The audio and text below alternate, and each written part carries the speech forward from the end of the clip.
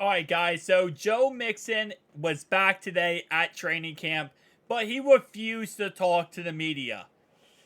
Let's go ahead and talk about it. So starting off right away, he has refused to talk to the media going forward, who are a part of Sports Illustrated, the Cincinnati Enquirer, Pro Football Network, and ESPN.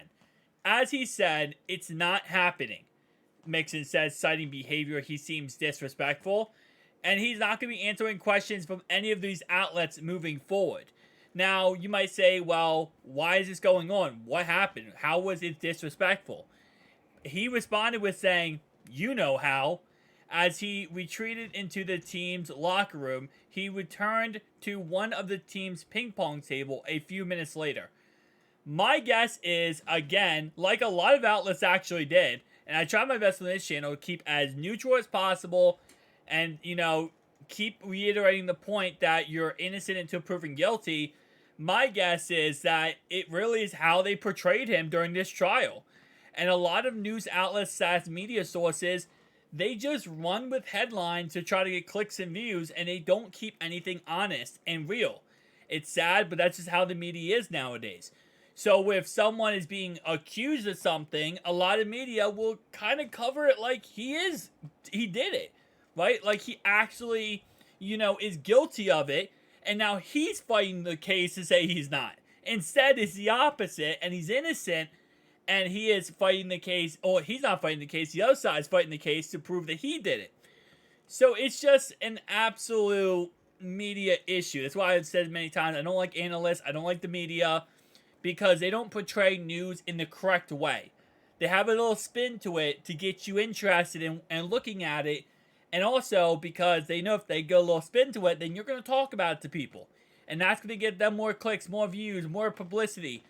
And it's not always the truth. What I like to say with media is sometimes they use things called, I think it's illogical fallacies, where they take a little bit of the truth and they sprinkle a whole bunch of lies on there. But they got a little bit of truth in there. And you take that and you go, oh, this happened. And a little bit of that might have happened. But they might have spun the rest of it not to what actually happened. It happens all the time in media, especially in sports media, when all people want to hear about is, oh, Joe Mixon. Everyone out of Cincinnati who is not a Cincinnati Bengal fan or player, I'm going to be honest with you, a lot of fans and fan bases around the NFL, they wanted him to be guilty. They wanted to paint him as this person who did this awful thing. And, it is what it is.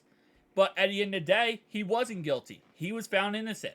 So it's the problem of the media that they kind of, portray that image out there. And it's discrediting his image as a player. The 7th-year player out of Oklahoma has been in a mirror of all-field issues in 2023. In April, Mixon was charged with a misdemeanor aggravating menacing after police claimed he pointed a weapon at a woman and said he would blank her.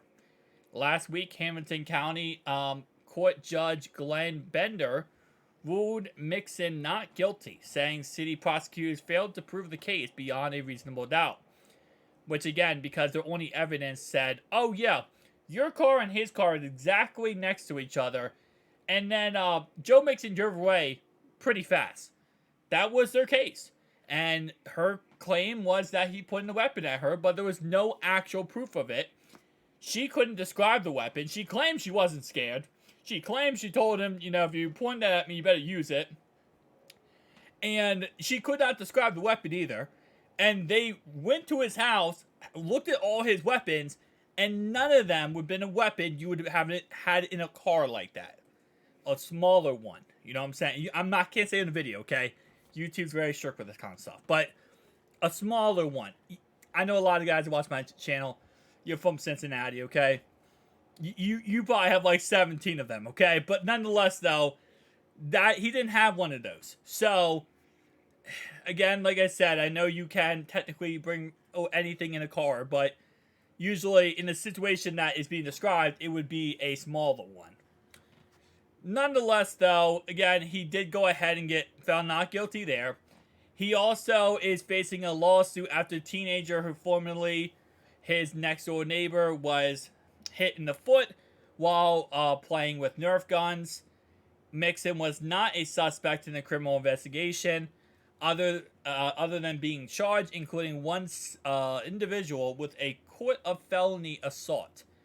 So that case was at his house, which again I was kind of confused how he got away with the liability of being at his house, but nonetheless, his sister's boyfriend ended up striking a kid with a weapon.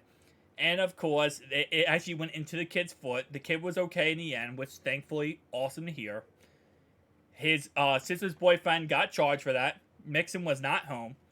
The dad is now suing Mixon, saying Mixon was home. He gave the sister's boyfriend the weapon, and actually knew the situation was fine, but still went ahead and let it get to that point, which is just he say, she say, right? That's pretty much what we can say out of that situation. So again, like I said, I don't blame Joe Mixon in any way for not wanting to talk to the media, and especially if he feels disrespected and he feels like, the way that they portrayed him is wrong. I'm 100% okay with that, and I'm fully going to back him for that. Because at the end of the day, yes, as an NFL player, you're thought to have to speak to the media. And for the most part, you do. Let's be honest. I mean, you can kind of get around it, but at the end of the day, you got to talk to the media. Marshawn Lynch was getting fined money for not talking to the media.